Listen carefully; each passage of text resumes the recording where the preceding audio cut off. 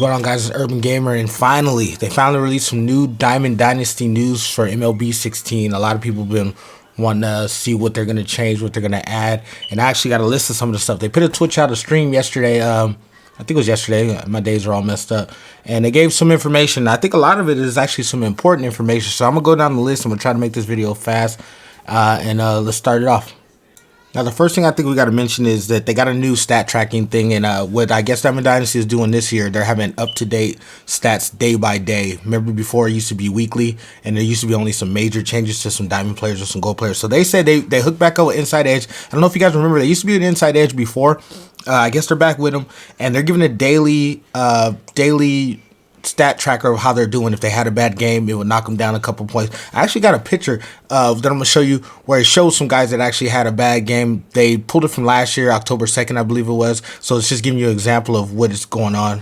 Right here, you can see Jose Altuve towards the bottom. He's highlighted. I guess he's had a bad game, so he's -4. He's a Diamond player, so losing 4 for that day, it makes you want to have to use a different guy. And they said this in the stream. They want you to want to use different lineups. They don't want everybody to have the same lineup. So what they do with this is if a guy had a bad game, bad couple days, you would have to go to a guy that's actually might be hot, you know. So it actually forces players to mix up their lineup, and I kind of like that idea. So I think that's gonna actually make people actually pay attention a little bit more baseball, and you know, dig deeper into their lineup.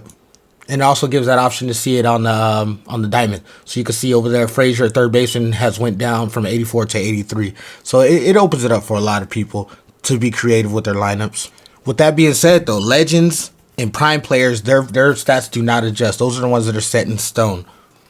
So speaking on that, we got a lot of legend cards and a lot of flashback cards. I don't know if you guys know the legends. If you didn't play last year, it's older, like Dennis Eckersley's, the Yogi Berra. I think Yogi Berra's in there. Hope I'm right. And what they're doing this year is flashback cards. You know, FIFA's been doing it and NHL's been doing it, where you can get a player like a Steven Strasburg's rookie card. I'm just throwing a name out there, which he might not be as good as he is now, but his arm strength might be a little bit higher. You know, little things like that. Or Ichiro's, they showed that Ichiro's rookie card is in there, which he's speed is a little bit higher than he is right now. So it's things like that they're throwing there, which I think is pretty cool. So it's going to be crazy amount of different lineups now, but you cannot use the same player. You cannot use a rookie Ichiro and a regular Ichiro in the same game, which is kind of obvious. Another thing I want to touch on, they have a new feature called Captains. There's a Donaldson, a Ortiz to unlock certain things, players that you cannot get in the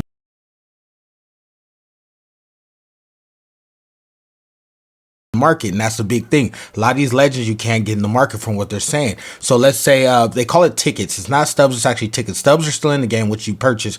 Tickets is what you earn. So in order to, let's say, I think they had one for Donaldson, is you have to have a player over 75 in clutch playing in your lineup, and you need 100 points to get 25 tickets. It's like a counter, kind of like a Call of Duty. If you guys play Call of Duty, 10 headshots will get you whatever, 100 headshots get you whatever. So each inning per player that has over 75 clutch goes towards that 100. Once you complete that 100, that's when you get the 25 tickets. So, which is another in-game store that you can use those tickets to buy a legend player. So let's say you have 3 guys over 75.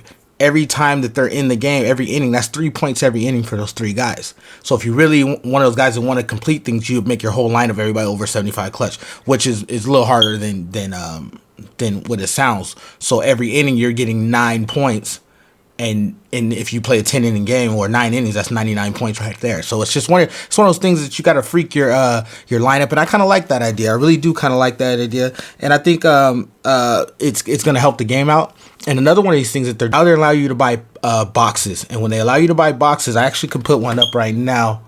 I'm not sure the price range on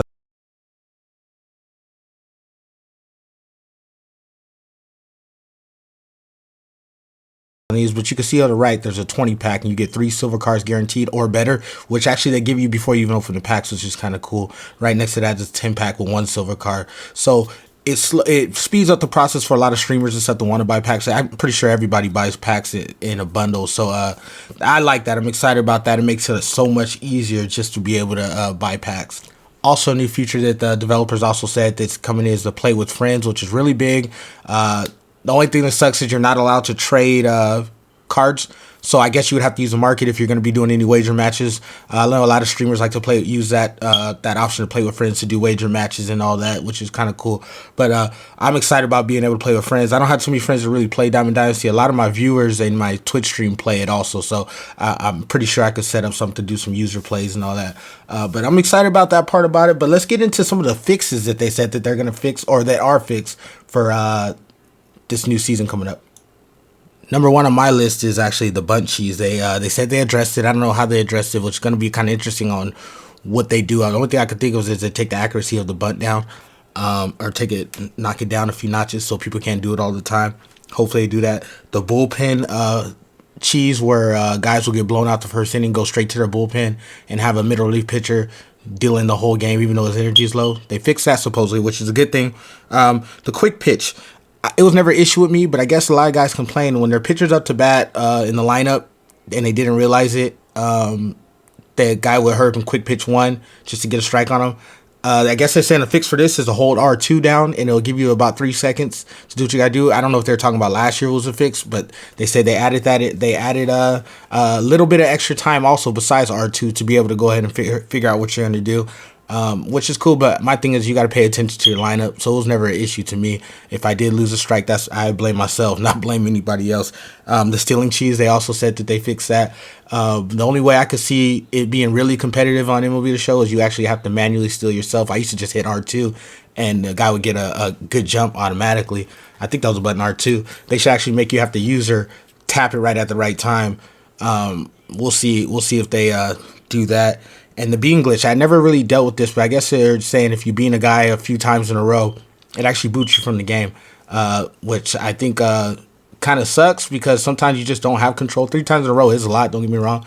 And I'm just saying 3. Maybe it's more. But, I mean, I guess it puts more pressure on you to get your pitches right. And also is the tax on the market. They're supposedly going to increase the tax on the market. A lot of people don't agree with the tax, but it's one of those things. There's people that actually treat this game like it's the stock market. They buy low, sell high, just to make stubs, and taxing them kind of polices them. So that's what's going on. I got some more stuff coming out for their next stream. When that comes up, you guys, we're gonna get into that. But I'm really excited about this Diamond Dynasty, you guys. So Urban Gamer, please subscribe, like the video. Thanks.